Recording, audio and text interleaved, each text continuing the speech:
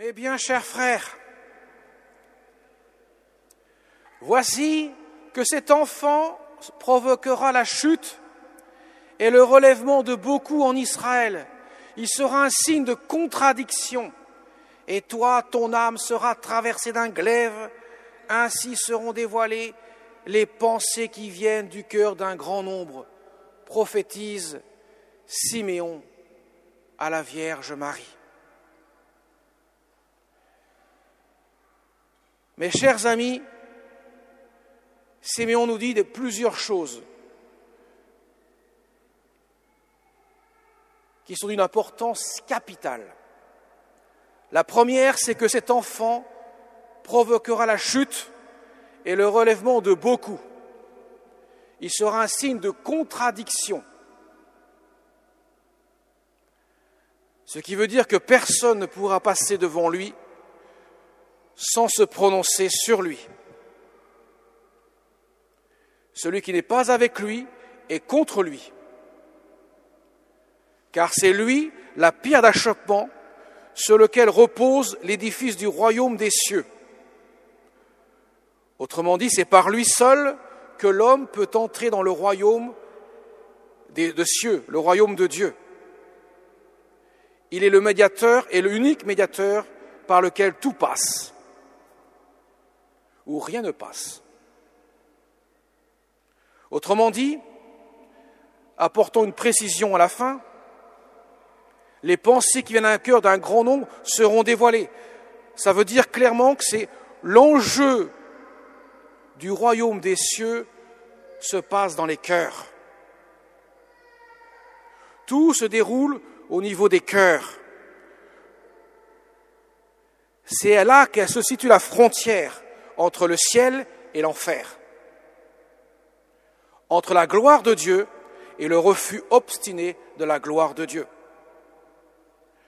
Ce qui a comme conséquence, c'est que l'homme doit faire preuve d'intelligence et de volonté, user des deux facultés spirituelles qui sont le propre même de l'homme, de l'ange et de Dieu, puisque l'homme a été créé à l'image, à la ressemblance de Dieu. Ça veut dire une âme spirituelle dotée de deux facultés spirituelles, intelligence et volonté, qui sont essentielles pour accueillir le royaume des cieux. Donc ce sont les cœurs, là où se passe l'expression même de l'homme. Donc la croix,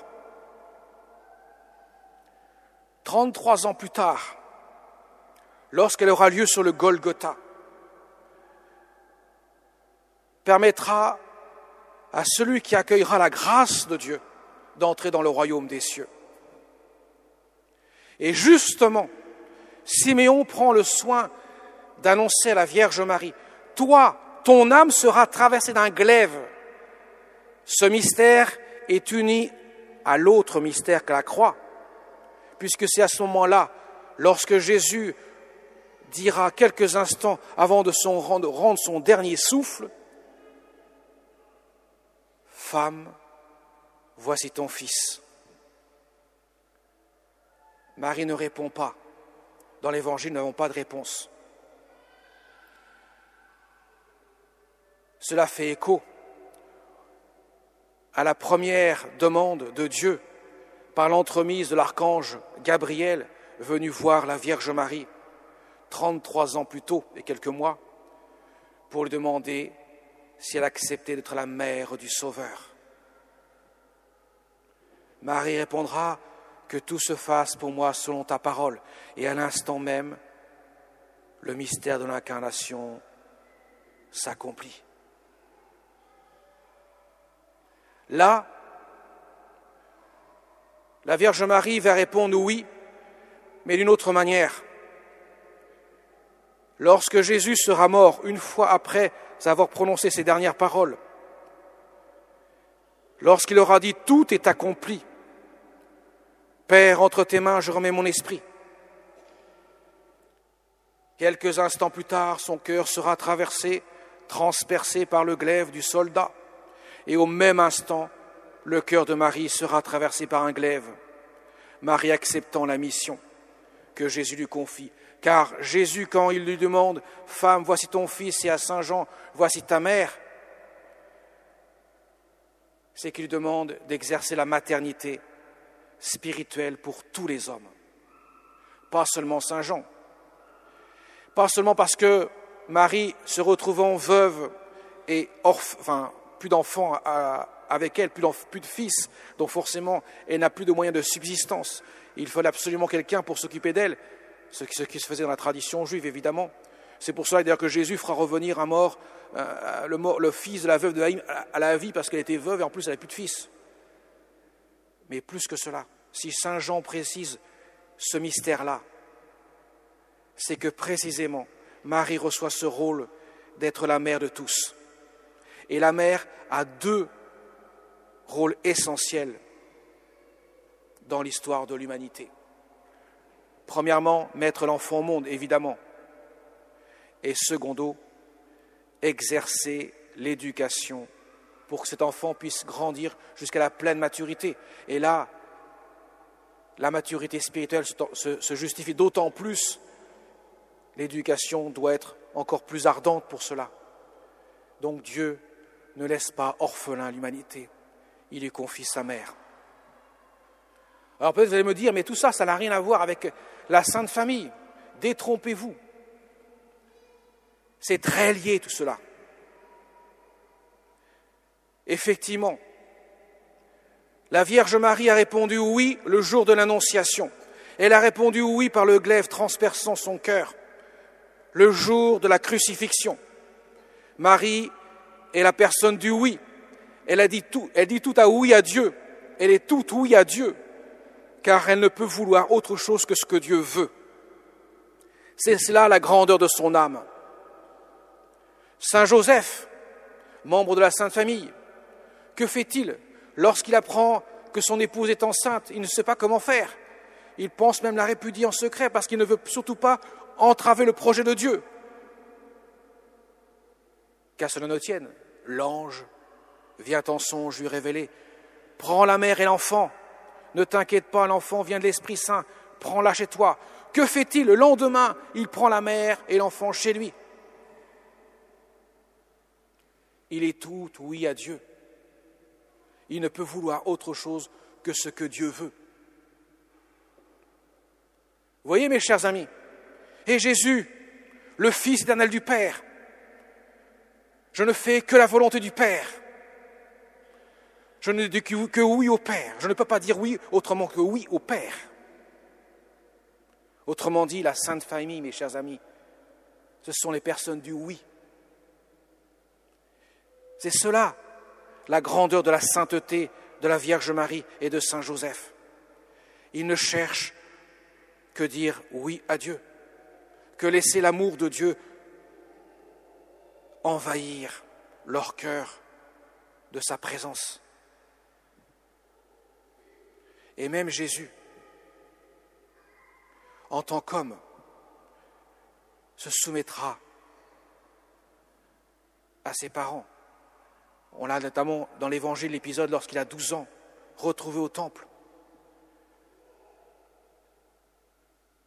Saint Luc nous précise, il était soumis à son père et sa mère.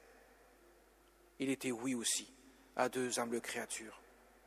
Ça me paraît incroyable de penser que Marie et Joseph ont dans leurs bras un petit enfant qui est Dieu.